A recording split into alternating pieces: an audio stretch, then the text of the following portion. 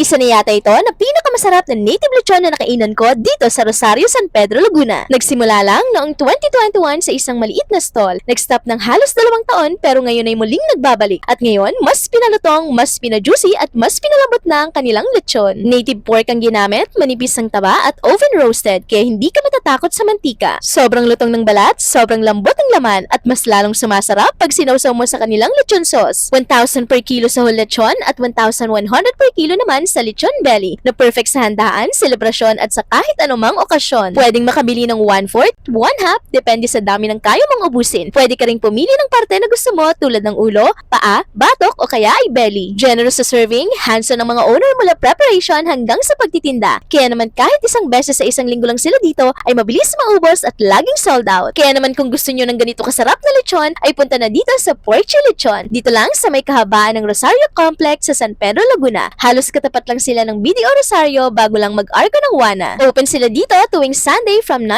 AM until sold out. Open din sila for online and advance order. I-message nyo lang ang page na nasa screen for your orders bago kayo maubusan. Open sila dito ng December 24, 28 up to 31. Kaya ano pang hinihintay nyo? Punta na dito sa Porchi at tikman ng lechong hindi tinipid sa sarap, lasa at lutong.